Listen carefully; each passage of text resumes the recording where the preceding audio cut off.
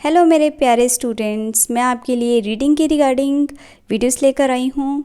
और ये जो रीडिंग की वीडियोस हैं ये दोनों स्टूडेंट्स के लिए हैं मेरे, यानी कि एकेडमिक और जनरल दोनों के लिए हैं। ठीक है, एक पार्ट मैं जनरल के लिए बनाऊँगी, सेम पार्ट फिर मैं बनाऊँगी एकेडमिक के लिए भी। जैसे कि ये देखिए, बताती हूँ मैं आपको।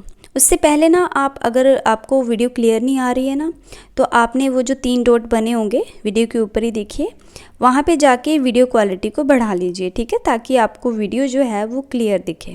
ओके, तो देखिए ये है थोड़ा सा ओवरव्यू। वैसे तो आपको पता ही होगा, बट फिर मैं बता देती हूँ कि आइट्स रीडिंग है तो ये 60 मिनट्स की होती है दोनों में, एकेडमिक और जनरल दोनों में। और इसमें 40 क्वेश्चंस आते हैं, 3 सेक्शंस होते हैं।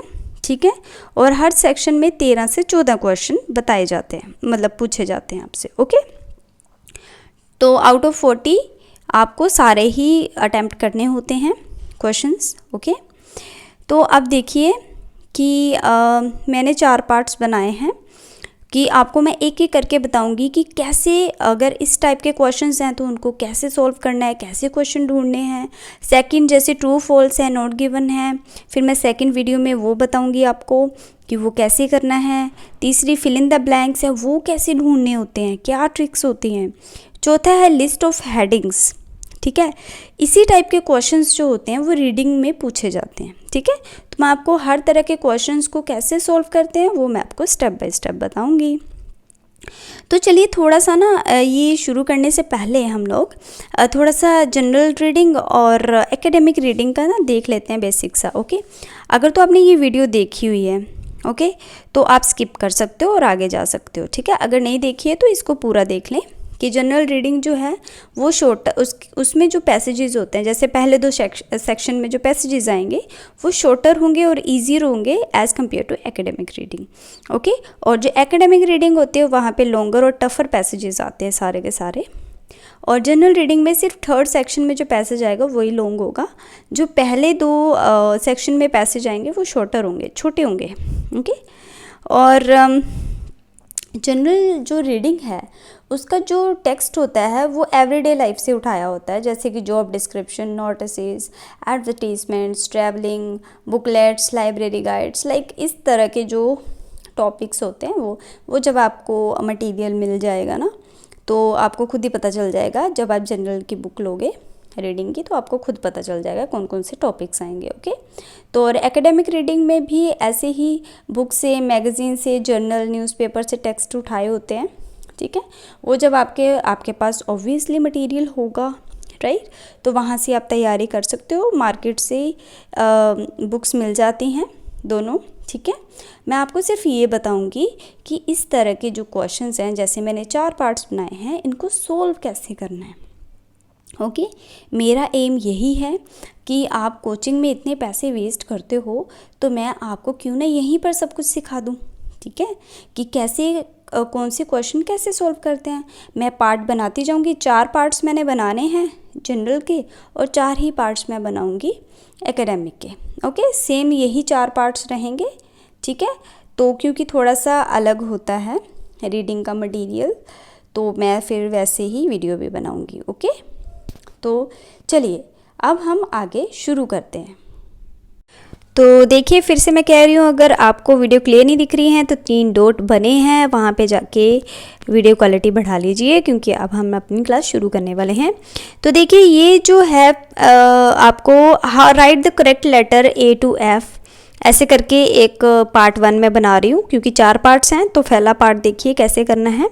नेक्स्ट वीडियो में सेकंड पार्ट होगा, उससे नेक्स्ट में ब्लैंक्स वगैरह 3rd पार्ट होगा, उससे नेक्स्ट में 4th पार्ट में मैं आपको बताऊंगी लिस्ट ऑफ हेडिंग्स कैसे सॉल्व करनी है। ठीक है, इस वीडियो में हम ये देखेंगे, और ये वीडियो जो है वो जनरल रीडिंग वाले जो स्टूडेंट्स हैं उनके लिए है, एकेडमिक के लिए मैं और वीडियो बना रही हूँ इसी टॉपिक पे। ओके, तो ये जनरल स्टूडेंट्स के लिए, जनरल आइट्स वाले बच्चों के लिए। तो देखिए, write the correct letter A to F। ठीक है, A to F मतलब ये देखो, A से लेके F तक आपको कुछ छोटे छोटे पैराग्राफ दिए हुए हैं, कासल्स दिए हुए हैं। ठीक है, कासल्स क्या होते हैं, किले होते हैं। ठीक है, पुराने किले वगैरह होते हैं, दुर्ग वगैरह होते हैं। ठीक है, उसके रिगार्डिंग आपसे कुछ क्वेश्चन पूछे गए हैं। जैसे कि यहाँ पर ये जो लाइनें दी हुई है ना 8 से लेकर 14 तक, आपने ये बताना है कि ये जो लाइनें हैं ये कौन कौन से पैराग्राफ से ली गई हैं। ठीक है, जो पैराग्राफ होगा उसका अल्फ़ाबेट आपने सामने आंसर शीट में लिख देना है। ठीक है, इंस्ट्रक्शन ध्यान से पढ़नी है। You may use any letter more than once, मतलब कोई भी जो लेटर है आप एक से ज़्यादा बार यूज़ कर सकते हो। यानी कि अगर आंसर जो ए है वो ए को आप ज़्यादा से बार यूज़ कर सकते हो अगर वो लाइन उस पैराग्राफ में है तो। ओके, चलिए शुरू करते हैं। देखिए फर्स्ट लाइन, देखिए क्या करना है हमने। फर्स्ट लाइन है at certain times of year you can eat special meal. इनमें से ऐसा कौन सा कैसल है जिसमें आप साल के किसी एक पर्टिकुलर टाइम में आप स्पेशल मील खा सकते हो। तो आपको 2 क्लू मिले, साल का कोई एक टाइम ढूंढना है आपने, और दूसरा you can eat special meals, मतलब कोई स्पेशल मील ढूंढनी है आपने। ठीक है, चलिए मैंने देखिए आंसर लिख रखे हैं तो मैं डायरेक्ट ही आपको बता रही हूँ, और इसको टिक कैसे करना है, कैसे हाईलाइट करने हैं मेन पॉइंट्स, वो मैं आपको एक स्पेशल वीडियो बनाऊँगी। अगर आप चाहते हो तो मुझे कमेंट में ज़रूर बताएं। ठीक है, अब तो मैंने हाइलाइट्स कर दिए हुए हैं सारे, और मैं आपको बताऊंगी फास्ट रीडिंग कैसे करते हैं, कैसे पॉइंट्स को, कौन कौन से पॉइंट्स को हाईलाइट करते हैं हम। ठीक है, मैं सब आपको बताऊंगी। इस वीडियो में हम ये सीखेंगे कि क्वेश्चन ढूंढने कैसे। अब इन्होंने बोला at certain time of year, साल के कुछ भाग में कब हम स्पेशल मील खा सकते हैं। तो ये देखिए, ये है days out for the families, जब आप बाहर जाते हो, ठीक है, घूमने फिरने के लिए कैसल्स में, तो वहाँ पे बताया हुआ है। अब यहाँ पर ये है वो लाइन, ठीक है, during summer traditional feast are served, traditional feast are served at certain times of year. ढूंढ लिया आपने, साल का वो टाइम कौन सा टाइम था, ड्यूरिंग समर, गर्मियों का टाइम था। ठीक है, you can eat special meal, गर्मियों के टाइम में you can eat traditional feast. तो फीस्ट क्या होता है, फीस्ट भी मील ही होता है। तो इन्होंने सिनोनिम यूज़ किया है, मील की जगह इन्होंने फीस्ट यूज़ कर लिया है। ठीक है, तो आप ऐसे कर सकते हो क्योंकि सिनोनिम्स ही ज़्यादा आते हैं, डिटो कभी भी चीज़ नहीं दी होती है। ओके, तो ट्रेडिशनल फीस्ट क्या है, एक स्पेशल मील है जो कि समर के टाइम पे आप मतलब खा सकते हो। ओके, समझ में आया ये कैसे क्वेश्चन इन्होंने ढूंढा है यहाँ पर। ओके, आपको 2 क्लू थे, दोनों क्लू आपने ढूंढ लिए, ड्यूरिंग समर और ट्रेडिशनल फीस्ट। ठीक है, ट्रेडिशनल फीस्ट होता है कोई ट्रेडिशनल खाना। ठीक है, बहुत तरह के होते हैं, ट्रेडिशनल फीस्ट, वेस्टर्न फीस्ट, है ना। तो यहाँ पे उन्होंने स्पेशल फीस्ट की बात की गई है, स्पेशल मील की, तो वो स्पेशल मील कौन सा है, ट्रेडिशनल फीस्ट है। ओके, अब देखिए next, children can get dressed up here. जो चिल्ड्रन है वो मतलब कोई ऐसा इसमें से कैसल है जहाँ पे जो चिल्ड्रन है वो ड्रेसअप कर सकते हैं, मतलब चेंज वगैरह कर सकते हैं। ठीक है, अब वो इसमें से कौन सा कैसल है, तो मैंने आंसर में लिखा हुआ है, ये है वो वारविक कैसल। ठीक है, तो ये आपको पढ़ने की ज़रूरत नहीं है, this castle is over 1 years old and this. ठीक है, मेन आपने चिल्ड्रन ढूंढना है, children get to try on, children can even get to try on. Try on का क्या मतलब होता है, पहनना कुछ, ड्रेस्ड अप। ठीक है, क्या ड्रेस्ड अप कर सकते हैं, आर्मर को। आर्मर क्या होते हैं, जो सैनिक वगैरह जो पहनते थे ना पहले, उनके जो कवच होते थे उनको ट्राई कर सकते हैं इस कैसल में, वारविक कैसल में। Children can get to try on armour to see how heavy it is. ठीक है, तो यहाँ पर भी उन्होंने यही बात की गई है, children can get dressed up here. ठीक है, तो कहाँ ड्रेस्ड अप कर सकते हैं, कहाँ चेंज कर सकते हैं भाई, कहीं नहीं कर सकते, सिर्फ इस कैसल में कर सकते हैं, एफ वाले कैसल में। ये लाइन में देखिए आंसर लिखा हुआ है। ठीक है, इसमें भी सिनोनिम्स ट्राई ऑन को इन्होंने ड्रेस्ड अप किया हुआ है, तो यहाँ पे ट्राई ऑन वर्ड यूज़ किया गया है। तो आपने सिनोनिम्स पढ़ने हैं। सिनोनिम्स होते हैं बच्चे जो कि समानार्थी शब्द होते हैं, जिनके मीनिंग सेम होते हैं। ओके, तो ये भी हमने कर लिया। ओके हैं, वो जब आप प्रैक्टिस करते जाओगे ना आपको अपने आप पता चलता जाएगा। ओके, अब देखिए नेक्स्ट है, there is another castle in the same area. अब ये वाली लाइन किस में है, जिसमें ये बताया गया है, कौन सा ऐसा पैरा है जिसमें ये बताया है कि उसी एरिया में एक और कासल है। मतलब समझ लो ये जो कासल्स हैं, कोई उसी कासल के पास ही एक और कासल है, तो ये मेरा डी है, मैंने डी से चूज़ किया। मुझे कैसे पता चला, ये देखिए, क्योंकि ये छोटे छोटे होते हैं, फटाफट पढ़ सकते हो, ठीक है। ये देखिए, some place which are put on during the summer months nearby Helmsley Castle is also worth a visit. Nearby का मतलब इस जो पिकरिंग कासल है इसके पास ही एक और कासल है, दैट इज हेल्मस्ले कासल, जो कि मतलब उसको देखना भी बड़े काम का है, मतलब वहाँ भी जाना चाहिए। तो इन्होंने भी बोला था कौन सा कासल है सेम एरिया में, तो यहाँ पर उन्होंने बता दिया कि नियर बाय मतलब इसके पास एक और कासल है। तो देखो इस लैंग्वेज में बात की जाती है। ओके, समझ में आया इनकी लैंग्वेजेस। ये आप प्रैक्टिस करते जाओगे ना तो आपको पता चलता जाएगा। सबसे पहले देखो, आपने 2-3 जो होते हैं ना, जैसे ऐसे ही आपने बुक लेनी है, उसमें प्रैक्टिस करनी है। अगर आपका नहीं आ रहा, आपने आंसर टिक कर लेने हैं और फिर देखना है कि अच्छा इसको कैसे सॉल्व किया जाता है। ये ट्रिक्स होती हैं। ओके, अब देखिए नेक्स्ट जो है, lot of stories are told about this place. A lot of stories are told about this place, मतलब कोई इसमें से कोई ऐसा कासल है जिसमें बहुत सारी जो कहानियाँ हैं उस जगह के बारे में बताई जाती हैं। अब वो कौन सा कासल है जहाँ पे बहुत सारी स्टोरीज वगैरह बताई जाती हैं, ठीक है। तो इसका आंसर देखो मैंने पहले से टिक कर रखा है, वो है बी। ये लाइन देखो कहाँ लिखी हुई है, there are many ghost tales associated with this castle. इस कासल के रिगार्डिंग जो भी घोस्ट की कहानियाँ हैं, ठीक है, there are many ghost tales, मतलब एक कासल के रिगार्डिंग बहुत सारी भूतों की क्या है, कहानियाँ हैं, which will capture the imagination of younger visitors. ठीक है, आपने ये देखो घोस्ट टेल्स। अब टेल्स क्या होती है, स्टोरीज होती हैं, तो यहाँ पे आप लिख सकते हो ये स्टोरीज होती हैं। देखो इन्होंने भी यहाँ पर सिनोनिम यूज़ किया गया है, मतलब सिनोनिम्स होते हैं बच्चे जो सेम अर्थ वाले जो होते हैं, जैसे टेल है, टेल को हम स्टोरीज भी बोलते हैं, ठीक है, समानार्थी शब्द। ओके, तो अब यहाँ पर आपने ये लाइन पता कर ली, क्योंकि ये टेल्स वाली लाइन और किसी में नहीं है। ये जो टेल्स वाली लाइन है, कहानियों वाली लाइन, और किसी में नहीं है, सिर्फ इसी पैराग्राफ में है। ओके, तो इसका मीनिंग आपने इसके साथ जोड़ दिया। समझ में आया ये कैसे किया मैंने। अब देखिए नेक्स्ट, तो आपने यहाँ पे लिख दिया कि बी पैराग्राफ में ये वाली लाइन लिखी हुई है। अब देखिए अगला, part of the castle may be frightening for some children.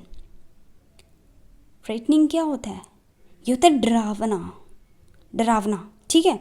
अब आपने फ्राइटनिंग का सिनोनिम ढूंढना है कि कौन सा मुझे मिल जाए। अगर तो आपको पता है कि स्केरी हो सकता है, ठीक है, हॉरर समथिंग ऐसा कुछ हो सकता है, तो आप ढूंढ सकते हो। कहते हैं कासल का कौन सा पार्ट है जो बच्चों को डरावना लगता है, कहने का मतलब तो यही है। अब भाई इन कैसल्स में से कौन सा ऐसा पैराग्राफ है जिसमें ये इन्फॉर्मेशन दी गई है कि जो कासल का पार्ट है वो बच्चों को डरावना लगता है। तो यहाँ पर इसका आंसर है ई, ये वाला, ठीक है। अब देखिए ये मैंने लाइन में पूरा नहीं पढ़ूंगी क्योंकि टाइम वेस्ट होता है। आई नो कि टाइम बहुत ज़रूरी है बच्चों के लिए, इसलिए मैं ज़्यादा टाइम वेस्ट नहीं करती। देखिए, there is a guided tour which has been, ये नहीं है line, sorry, some of them may find the dungeon quite scary. तो डंजन का आपको मीनिंग पता होना चाहिए। वो कैसे पता चलेगा, जितनी आप रीडिंग करोगे, जितनी आप वोकैब में आंसर्स देखोगे, वोकैब आपके माइंड में रहेगी, उतने ही आप अच्छे से रीडिंग कर सकोगे, ठीक है। डंजन क्या होता है कि एक ऐसी जगह होती है जहाँ पे कैदियों को टॉर्चर किया जाता है, उनको बंदी बना के रखा जाता है, ठीक है। तो कासल्स क्या होते हैं, किले ही तो होते हैं पुराने जो पहले बनाए जाते थे, ठीक है। तो वहाँ पे डंजन एक जगह है उसी कासल के अंदर जहाँ पे वो रखे जाते थे कैदी वगैरह। तो डंजन क्वाइट स्केरी, मतलब ये जो क्वाइट स्क्वेरी, यंगर विजिटर्स कौन है, चिल्ड्रन है, ठीक है। और कहते इसमें से जो कुछ जगह हैं कैसल की जाने की, जैसे कि डंजन, इसका आपको पता होना चाहिए। अगर आपको ये नहीं भी पता बट आपने स्केरी वर्ड ढूंढ लिया, आपको पता है फ्राइटनिंग का सिनोनिम्स स्क्वेरी होता है, तो आप गैस से भी कर सकते हो, गैस वर्क से, तुक्के से भी आप कर सकते थे, ठीक है, कि स्केरी मुझे मिल गया इसका, ओके। तो बट हमने ऐसे गैस वर्क नहीं करना है, हमने समझ के चीज़ों को करना है, ओके। तो डंजन क्वाइट स्केरी तो उनको डंजन जो एक पार्ट है, डंजन क्या है, एक पार्ट है कैसल का जहाँ पे कैदियों को रखा जाता है, वो उनको स्केरी लगती है, मतलब डरावनी लगती है, ओके। तो ये आपने बता दिया पार्ट ऑफ द कैसल, उन्होंने पार्ट ऑफ द कैसल की जगह नाम ले दिया उस जगह का, और फ्रेटनिंग की जगह पे स्केरी बता दिया। समझ में आ गई ये बात। नेक्स्ट करते हैं, plays are performed here during part of the year. कहते जो प्लेज हैं वो परफॉर्म किए जाते हैं साल के किसी टाइम के दौरान। During part of the year मतलब साल का कोई ऐसा टाइम पीरियड होगा जहाँ पे कुछ प्लेज वगैरह परफॉर्म किए जाते हैं। इसका आंसर है ये डी। मैंने कहाँ से ढूंढा, मैंने भी यहाँ से ढूंढ लिया। देखो, there are lots of special events too including chance to come along and see some plays which are put on का मतलब जो प्ले किए जाते हैं। प्लेज जो हैं वो पुट ऑन मतलब जो प्ले किए जाते हैं ड्यूरिंग द समर मंथ। अब साल का वो पार्ट उसका उसने नाम दे दिया, जैसे यहाँ पे कासल का पार्ट था उसने नाम दे दिया डंजन, यहाँ पे पार्ट ऑफ द ईयर पे उन्होंने उसका नाम दे दिया दैट इज़ समर मंथ, यानी कि उस टाइम गर्मियों का टाइम था। वो साल का कौन सा टाइम था, समर मंथ था, ठीक है। क्या किया जाता था, प्लेज आर परफॉर्म्ड, तो यहाँ पर भी इन्होंने लिख दिया some plays which are put on मतलब प्ले किए जाते थे कुछ प्लेज। समझ में आ गई बात, ये कैसे करते हैं इन चीज़ों को, ओके। सिनोनिम्स ढूंढने हैं, अगर पार्ट बोला है तो ऑब्वियसली उसका नाम वगैरह दिया होगा। अब देखिए आगे, a guided tour is offered which is particularly suitable for children. एक गाइडेड टूर जो है कहते वो ऑफ़र किया जाता है which is particularly suitable for children, बच्चों के लिए गाइडेड टूर को ऑफ़र किया जाता है, ठीक है। अब ऐसे में कौन सा ऐसा कासल है जहाँ पे जब बच्चे जाते हैं तो उनके लिए एक गाइडेड टूर को हायर किया जाता है, ठीक है, ऑफ़र किया जाता है उनको। तो यहाँ पर आंसर है ई, यही। कैसे, ये देखो, there is a guided tour which has specially designed with younger visitors in mind। एक गाइडेड टूर स्पेशली जो है वो डिज़ाइन किया जाता है किनके लिए, यंगर विजिटर्स। यहाँ पे जो यंगर विजिटर्स हैं इसने लिखा है चिल्ड्रन, तो चिल्ड्रन का सिनोनिम इन्होंने बता दिए यंगर विजिटर्स, यानी कि वहाँ पर जो छोटे बच्चे पहुँचते हैं उनके बारे में बात किया। और गाइडेड टूर जो है वो स्पेशली डिज़ाइन है, मतलब उनके लिए ही वो ऑफरिंग की जाती है। देखा, अब आपको पता चला, और ये लाइन सिर्फ यहाँ मिलेगी आपको, ओके। तो ऐसे आपने क्वेश्चंस करने हैं। पहले फटाफट इसको पैराग्राफ्स को पढ़ना है, इसमें मेन इंपॉर्टेंट चीज़ें हाईलाइट करनी हैं, देन उसके बाद इस पे आना है, लाइन देखनी है किस में है, फटाफट क्वेश्चन सॉल्व हो जाएगा, ओके। आगे कोई बात नहीं, मैं वीडियो बनाऊंगी ताकि आपकी हेल्प हो जाए। देखिए, मेरा मोटिव यही है कि कोचिंग सेंटर जाके जो आप पैसे वेस्ट करते हैं वो आप ना करें, फ्री में ज्ञान लें। और जो मुझे ज्ञान है देखिए वो मैं कोशिश करूँगी कि आपको मैं फ्री में दे सकूँ, ठीक है। और चलिए, और अगर आपने देखना है, आपके पास अगर टाइम है तो मैं और आपको ऐसी एग्जांपल्स दूंगी, ठीक है, आपकी प्रैक्टिस के लिए। ये बहुत अच्छी चीज़ है, यही आप कोचिंग सेंटर जाके इतना घंटे बैठ के देखते हैं, तो मैं आपको यहीं पर बहुत अच्छे से एक्सप्लेन करूंगी कि कैसे क्वेश्चंस को उन्होंने तोड़ मरोड़ के पेश किया जाता है और आपने कैसे इसकी प्रैक्टिस करनी है, ओके। अब देखिए, it needs members who can find ways of increasing audience members. अब यहाँ पर भी सेम है, write the correct letter A to D. इसमें सिर्फ 4 पैराग्राफ दिए हैं आपको, ठीक है, और इन चारों में से आपने चूज़ करना है, ओके। बट यहाँ पर उन्होंने मेंशन नहीं किया कि आप एक ही अल्फ़ाबेट को बार बार यूज़ कर सकते हो। तो इसका मतलब ये नहीं है कि आप एक ही अल्फ़ाबेट को बार बार यूज़ नहीं कर सकते। रीज़न ये है बच्चे, क्योंकि ये 8 क्वेश्चंस हैं और यहाँ पे पैराग्राफ्स कितने दिए हैं, ओनली 4, तो ऑब्वियसली रिपीट तो होंगे ही होंगे, है ना। तो चलिए यहाँ पे हम देखते हैं, it needs members who can find ways of increasing audience numbers. ये जो हम अब करने वाले हैं ना पैराग्राफ, ये म्यूज़िक क्लब्स के बारे में है। म्यूज़िक क्लब्स, इनके अलग अलग नाम हैं और अलग अलग क्लब्स में अलग अलग चीज़ें होती हैं। तो पहले में उन्होंने बोला है it needs members who can find ways of increasing audience numbers. कहते इनमें से कोई ऐसा क्लब है, ठीक है, जहाँ पे मेंबर्स की ज़रूरत है। किसकी ज़रूरत है? मेंबर्स की ज़रूरत है। Who can find ways of increasing audience numbers, जो कि ऑडियंस को बढ़ा सके, मतलब ज़्यादा से ज़्यादा ऑडियंस आए, तो उनको मेंबर्स चाहिए। अगर मेंबर्स आएंगे तो वो सेल इंक्रीज़ करेंगे। कहने का मतलब तो यही है ना। अब ये सारे म्यूज़िक क्लब्स हैं, म्यूज़िक क्लब्स क्या कहते हैं कि ऑडियंस ज़्यादा से ज़्यादा आए, ठीक है, तो इसलिए उनको मेंबर्स चाहिए ताकि वो ज़्यादा से ज़्यादा ऑडियंस को खींच सके, उनको इंक्रीज़ करने के तरीके वो ढूंढ सके। तो हम देखिए यहाँ पर आंसर मैंने सी लिखा है, ठीक है। तो यहाँ पर मैंने पहले ही हाईलाइट करके रखा है। मेरा काम सिर्फ अभी फ़िलहाल इस वीडियो में यही है, आपको बताऊँ कि क्वेश्चन कैसे तोड़े मरोड़े जाते हैं, आपने कैसे ढूंढने हैं, ठीक है। देखो sorry, because the orchestra only partly finances इस, ये आपने नहीं पढ़ना, यहाँ से शुरू करो। Members with marketing experiences are welcome. Members कौन से वेलकम किए जाते हैं? जो कि एक्सपीरियंस्ड हैं, किस में? मार्केटिंग में। और ये जो आपने ऑडियंस के नंबर्स बढ़ाने हैं, आप चाहते हो ज़्यादा से ज़्यादा ऑडियंस आए, आपने ऐसे मेंबर्स हायर करने हैं जो ज़्यादा से ज़्यादा ऑडियंस को खींचने में हेल्प कर सके।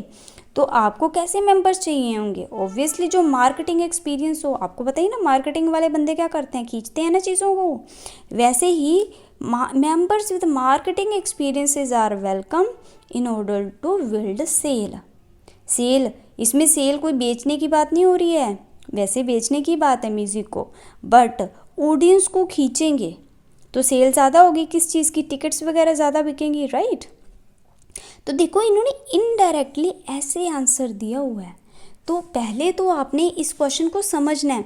देखिए आप बोलोगे इतना टाइम नहीं होगा एग्ज़ाम में, देखिए जब आप प्रैक्टिस करोगे ना, ऐसे ही जितनी रीडिंग की प्रैक्टिस करते जाओ, आपको अपने आप एक टाइम ऐसा आएगा, आपको अपने आप पता चलने लगेगा कि अच्छा इस क्वेश्चन का आंसर पक्का यही है। ये इसको तो प्रैक्टिस बोलते हैं। और किस चीज़ को प्रैक्टिस बोलते हैं? स्टार्टिंग में आपको डिफ़िकल्ट लगेगा, बट आप जब ऐसे, जिस तरह से मैं आपको बता रही हूँ, ऐसे क्वेश्चन ढूंढोगे, 2-3 क्वेश्चन ऐसे ही आंसर लिख के सॉल्व करोगे ना, देन उसके बाद आपको धीरे धीरे पता चलने लग पड़ेगा कि मैंने आंसर्स कैसे ढूंढने होते हैं, राइट। तो आपने ये कि मैं आपको ये भी बताऊंगी बाद में कैसे आपने इसको हाईलाइट करना है। अब देखो यहाँ पे मेंबर्स और ऑडियंस नंबर्स, ये मैंने इस चीज़ को इससे जोड़ दिया। Marketing experiences, members are welcome in order to build sale, ठीक है। अब देखिए second, all its members perform in club concert. यानी कि कोई इसमें से कोई क्लब है जिसके जो सारे के सारे मेंबर्स हैं वो कॉन्सर्ट में क्या करते हैं? परफॉर्म करते हैं भाई, गाना वगैरह गाते हैं, ठीक है। तो ऐसा कौन सा क्लब है जिसमें सारे के सारे मेंबर्स जो होते हैं वो परफॉर्म करते हैं? हर मेंबर उसमें परफॉर्म करता है कॉन्सर्ट में। तो इसमें ये लाइन है, ठीक है। 2 concerts are performed every year. हर साल 2 कॉन्सर्ट परफॉर्म होते हैं इस म्यूज़िक क्लब में, ए वाले में, ठीक है। And every member takes part. बस यही आपका आंसर है। उन्होंने क्या बोला है? All its members perform. तो यहाँ पर भी तो ये लिखा है एवरी मेंबर्स टेक्स पार्ट। समझ में आई ये बात? ये ऐसे क्वेश्चंस होते हैं, ठीक है, सिनोनिम्स होते हैं, चीज़ों को समझना पड़ता है, प्रैक्टिस से ये चीज़ें आ जाती हैं।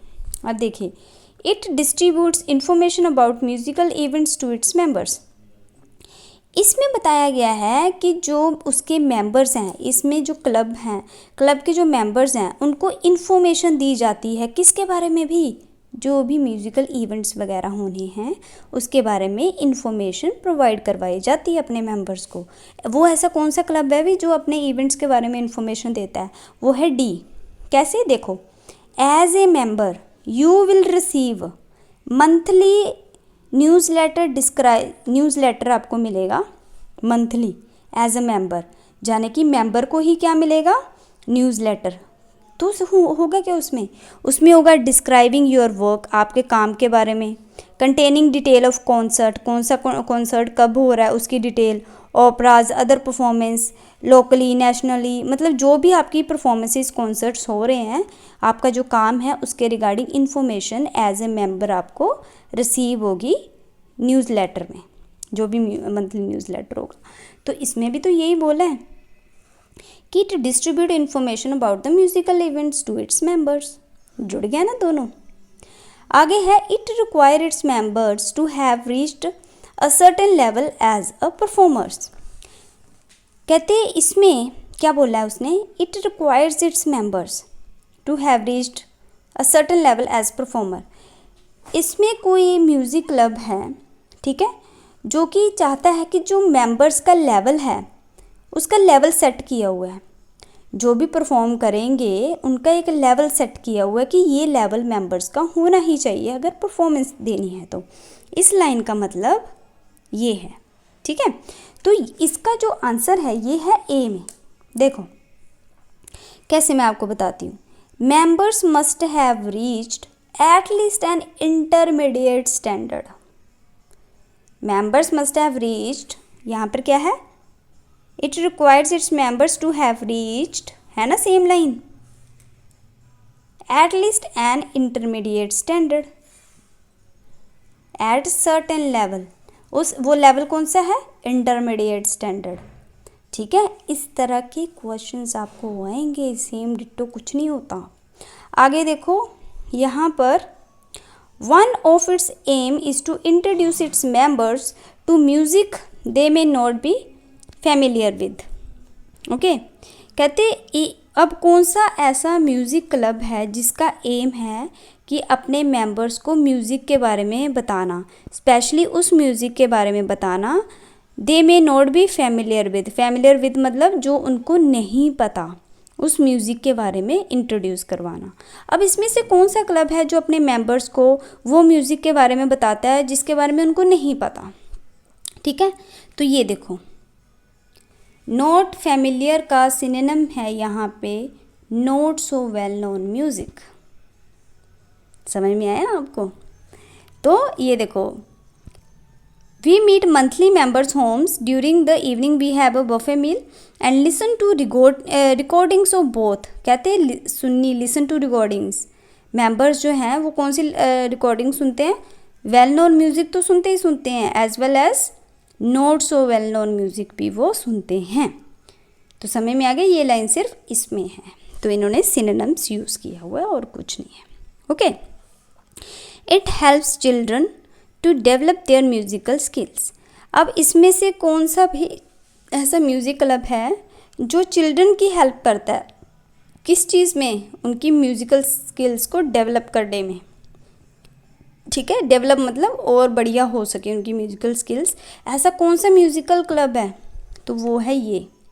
पहली लाइन से पता चल जाता है 6 से 14, ठीक है, ईयर के जो बच्चे हैं वो आते हैं इसमें परफॉर्म करते हैं। चलो यहाँ से नहीं तो यहाँ से पता चलेगा। मेंबर्स लर्न, मेंबर्स कौन से होंगे, 6 to 14, 6 to 14 में बच्चे ही आएंगे ना। वो members learn how to improve their playing.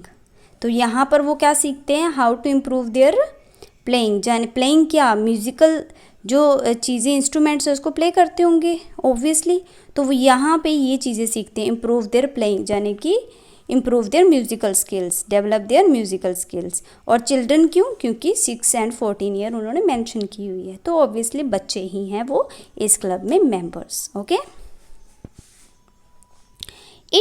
It's performance are popular with local people.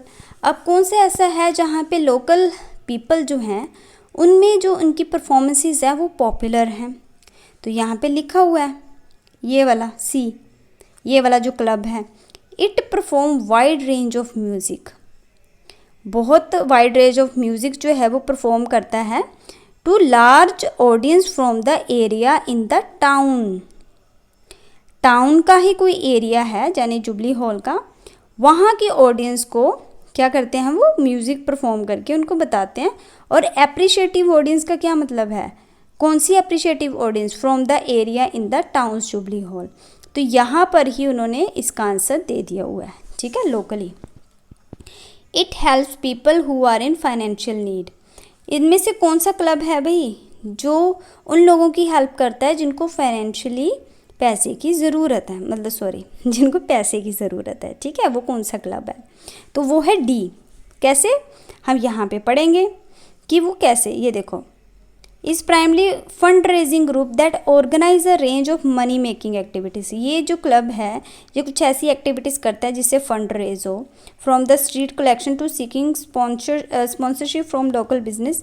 The money raised, जो भी मनी रेज की जाती है, जो भी मनी इकट्ठी की जाती है, is use to support professional musicians if for example illness prevent them from earning a living.